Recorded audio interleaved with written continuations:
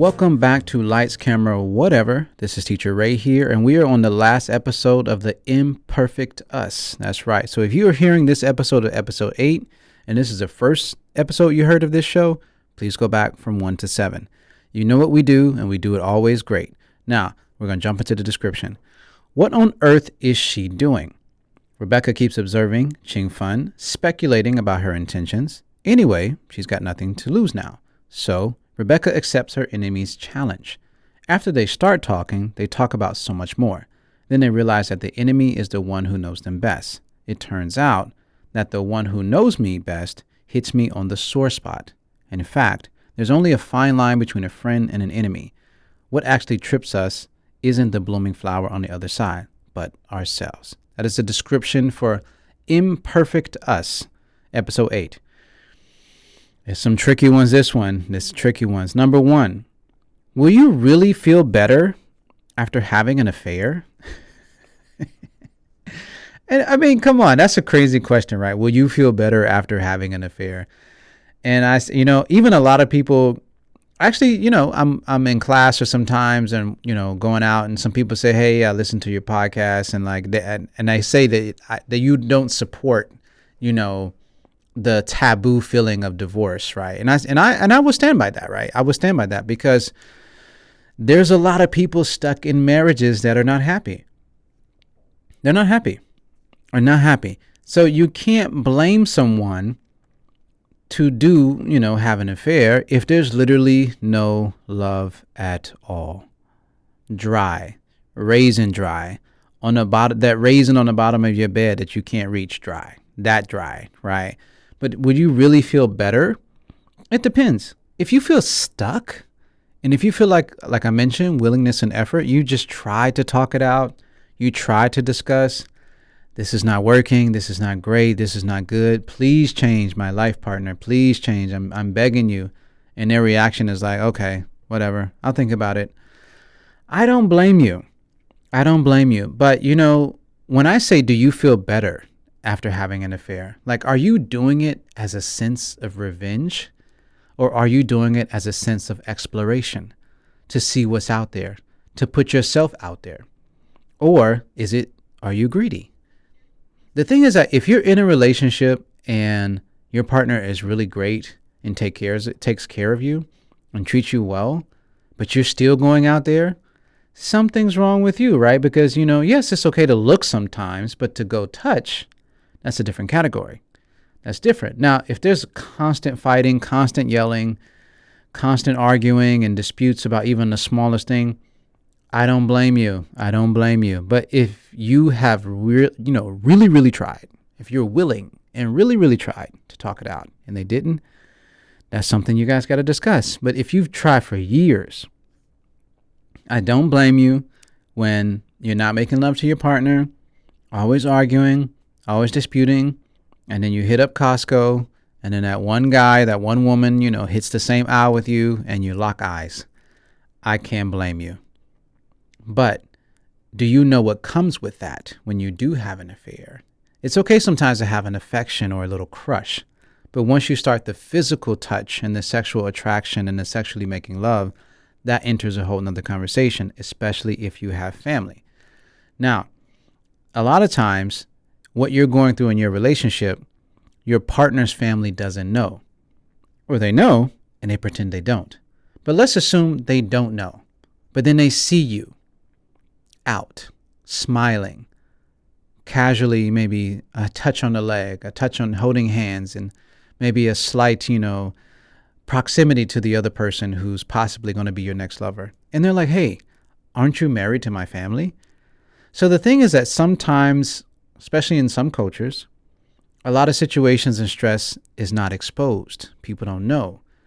And then you have to go through the whole explaining situation. And so that's another part of, does it feel better to have an affair? Like, are you ready to do the explanation? And are you ready to explain what's going on? So that's why I say, is it really good or is it better? Sometimes it is. And if you're a person like you just don't care because you are so tired and fed up and you try for years to change this person, congratulations, go be happy. But if that person is treating you well and doing you right and you're just greedy, well, What goes around comes around. So ask yourself, will it really be better after having an affair?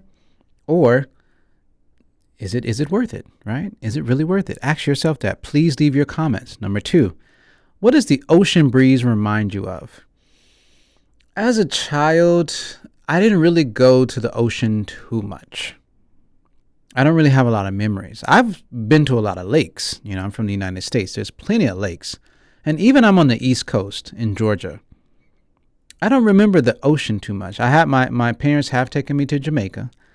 I've been to more beaches living in Asia than when growing up in the States. But back to the question, what does ocean breeze remind me of? A lot of things, right? It brings back a lot of sense of the unknown, right? The oceans on the other side. You don't know what's on the other side. And second, you don't know what's under there. And that's why I don't really like going out in the ocean, because you have no idea what's under there. They said how deep the ocean is, right? They said when you look up at an airplane, imagine that being water from your feet to that airplane. That is mind-blowing, to be honest. That is absolutely mind-blowing how much water that is. So that means our people on Earth have given up on exploration of the ocean and started looking at space because they don't know what's down there. And the crazy thing is that every year some new species pops up and we're like, what is that? We haven't seen it, or we haven't seen it for the last 1,000 years, right? And so for me, ocean breeze reminds me of unknown, like what's down there, what it is, all the ships that have crashed in history, all the wars that have happened. So ocean breeze always reminds me of the old days. And when I say the old days, I'm talking about like back in Roman times when it was like navy wars with, other empires and things like that. That's what it always reminds me of. And it also reminds me of, love, right? Ocean breeze, it just, sometimes the wind blows, sometimes it doesn't. Sometimes the love comes, sometimes it doesn't. And then every time the water touches the shore, it's a new type of water, right? Because that water that touched the shore already went back. So is that kind of a symbolic meaning of love? To refresh our love sometimes, not to change the person, but, to occasionally have a conversation, to see what we can change, to see what we can do differently, see something that you can just sit in front of your partner and say, hey, is there anything that I'm doing that you don't like? Anything I could do better? Ocean breeze, it reminds me of refreshing, starting over, and doing something new, because that water that's coming into the ocean shore, that's brand new water. And then it goes back in. It takes what's from our earth and our land, and then it goes right back. And then that goes to the other side of wherever the water came from. So what does the ocean breeze remind you of? Number 3, is it embarrassing to be a stay-at-home dad or mom? I have a couple clients, and I have one female client whose husband is a stay-at-home dad, and I have a couple male clients. I have several male clients whose moms, whose wives stay at home. Now, for me, I wouldn't say it's embarrassing. If that's the arrangement of your family, okay, you do that. That's what you do. But I have to remind you, please find some hobby that's not dealing with kids. Find something that you're interested in, because these stay-at-home parents, if they're not doing anything and everything is only kids, then, when your partner who works comes home, all the conversation is kids, right? And I'm just worried about it because 99% of your conversation is about kids and maybe 0.05 is about love. But I talked to a couple people, right? And this is kind of scary. Some people said they don't really need love. They just need to be in a current situation, right? Like when they look at their husband or something, like it's like a furniture, like a couch, right? It's like a part of the room. So for me, when I hear that, I just feel that's kind of sad. When you look at your partner and he's like kind of the furniture of the house, and that's the arrangement of your situation. I understand, right? That's the arrangement. But is that it? I mean, guys, the life is so short, right? It's very, very short. You should spice it up a bit. You should try some new things. It's okay to be a stay-at-home dad or mom, but try not to make your entire life and existence around kids. Now, there's some people who stay at home that don't have kids. That's a whole nother conversation. You have absolute free time. You should be going out there doing something with your free time because you don't have to work. You're waiting on money. You should be working out, hanging out with friends, creating something, joining classes. But if it's coming home and I don't want you to blame me, right? Because when you come home and the person's like, what did you do? And you just say nothing every day, you know where that relationship is going because you have nothing to share and they will get tired of sharing with you. And then when you ask them about their day, they're like, oh, we did this at work. We did this at work. But then they say, hey, well, what about you? And say, oh, just, clean, watch movies, watch dramas, wait for you. Guys, that eventually will die down. Some people are okay staying at home. But remember, guys, in this life, try to make a difference somewhere, not just be and sit and wait around, right? Try to make a change. Try to learn something, right? Is it embarrassing to be a stay-at-home dad or mom? Absolutely. It doesn't have to be unless you make it that way. Now, number 4, do you post sometimes to make others jealous? Guys, don't do this. It does feel great sometimes to post and be like, yeah, okay, you didn't want to hang out with me. I'm going to the W Hotel. I'm going to the Qing Fen, the Taihu beer place to have a drink because you didn't want to hang out with me. You rejected my plan, so I'm going to post, right? And then you do it. Think about it. You're doing it to make someone jealous. Doing something to make someone jealous in any situation doesn't help anyone, right? Because you're intentionally doing it. But if you're going out and having fun and just being yourself, just go ahead and make that post. But the thing is that what's going to piss you off is that when you try to do it and make someone jealous and they're not even jealous, you failed. You've tried to piss someone off and they look at your post and they don't care.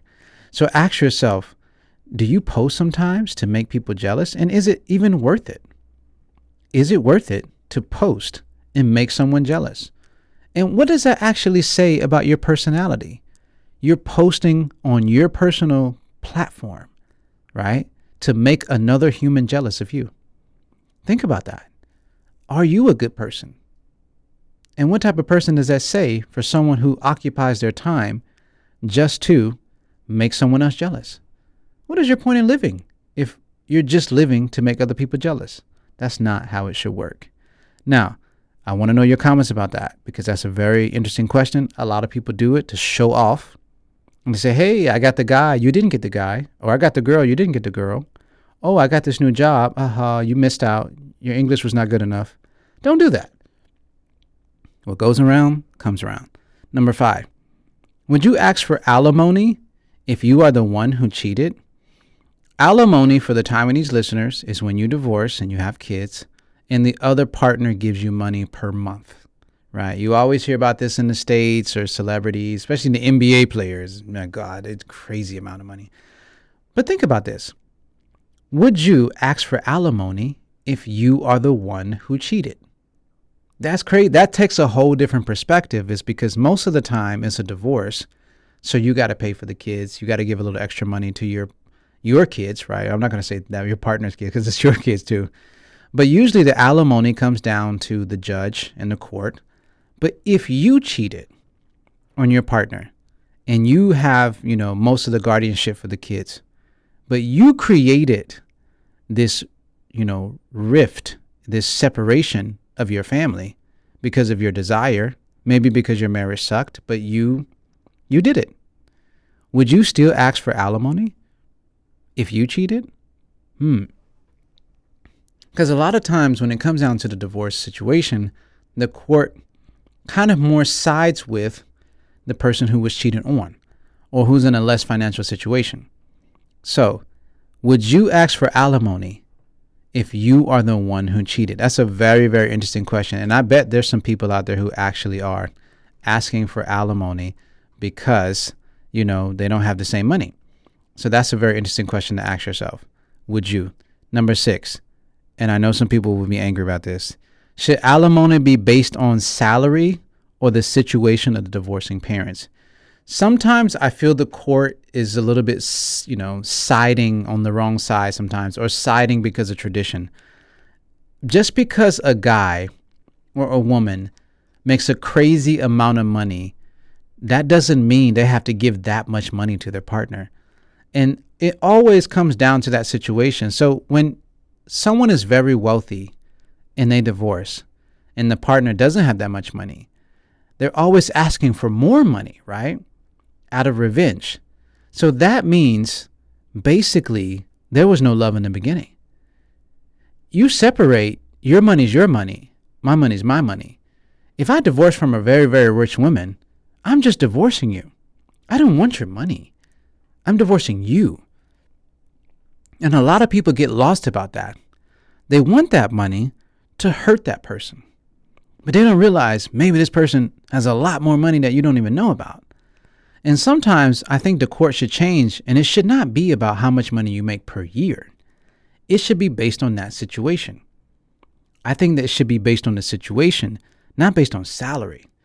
So how it is in Taiwan, I think, is how much money you make that year and your partner gets half.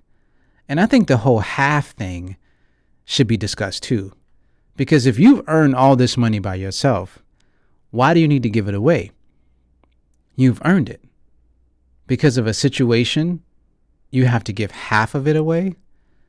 I mean, we're not all Jeff Bezos. And even his ex-wife is doing really great for charity. I have to say, her philanthropy skills are amazing. Seriously. But think about that. Should alimony be based on salary or the situation of the divorcing parents? 7, could you be friends with the ex-lover of your ex-lover? Of course not, guy. Why would I why would I be friends with the ex-lover of my ex-lover, right? Guys, we got to stop putting ourselves in these situations where it's weird, it's uncomfortable. We don't need to do that. It's why would you be the friends with the ex-lover of your ex-lover? It doesn't make sense, right? Guys, stop putting yourself in these situations. Move on. There's a lot of interesting people in this world. Please move on. Number 8, I've been waiting to get to this one. How much do you need to retire happy? I talked about last time, I asked a similar question about this last time. I said, how much money do you need to walk away for life? That's different. How much do you need to retire? I would still say 100 million Taiwanese dollars, because I would do like 20% of that would be charity. The other would be part of the house, and then the rest would be investments. So I would say 100 million to walk away happy and retire happy. Now, I don't need that much, honestly. No human on earth needs $100 million to be happy, especially in Taiwan. You just don't need that much money. A lot of things here are very cost friendly, transportation, food. Houses are not cost friendly at all. So if you're talking about 100 million for a house, hats off to you. Totally understand. But I want to know your question for this one. How much do you need to retire happy? Number 9, if you're not great at making a living, how do you go on living? If you're not great at making a living, how do you go on living? Guys, you have to find something that you're interested in life. Please, you have to make a living. If you can't make money from that, at least master that hobby to maybe make a little bit of income from that. But there should be no one not making money at all. How are you know, you don't have to be super rich, but you should have the ability to earn something. So if you can't make a living, which means to earn money, and it didn't say the amount of money, it just means to make money. How do you live when you have no ability to make money? I'm not talking about people who are disabled, who have special conditions. I'm talking about the people who actually have the ability to make money, but you're just sitting around on your couch, debating, lazy, expecting the rich husband or boyfriend to come through to give you the house and everything. This doesn't work. Everybody should make a living some way. If it's being a secretary, working at McDonald's, whatever, just try. If you are not great at making a living, how do you go on living? Number 10, when you can't hit the Z's, what do you do to fall asleep? I super love brown noise. I listen to brown noise all the time. White noise is sometimes it's a little bit, a little bit ashy, a little bit static, but I like that deep hum sound. This sound always calms me down all the time. So when you can't hit the Z's, What do you do to fall asleep? Now, I'm a little bit crazy, guys. And you don't have to copy me. And I'm not trying to make you feel bad. But because I wake up very early for the gym, I wake up 5:35 to get to the gym at 6. I do a little pre-workout at home and then I get to the gym at 6. So I'm usually kind of turning off the lights in my house around 10:30. Yes. And then after that, I kind of watch a little bit of TV, but my phone is away from me on the other side of the room. And guys, you don't want to get up to get your phone when you're in the sleep because I'm a person, I don't really need a lot of sleep. So when I get up, my blood is flowing. And I know that if I get up and check that phone, and for me, when you own your own company, you kind of know who's going to call you and when they're going to call you. Then you know when and you know who, right? I don't get a lot of phone calls. So for me, and also I would turn the sound on, but I would turn off the notifications, but the notifications will be on for certain people. So that phone is on the other side of the room. Now, I'm not here to make you feel bad. Some people are literally on the phone till 2 a.m. in the morning. For me, I'm a way more disciplined. The only thing you're going to look at night is social media. Don't lie. Just stop. Just stop. Don't lie to yourself. It's not worth it. The only thing you're going to look at 11 o'clock, 12 o'clock is jealousy and comparison and other people's lifestyles. That's it.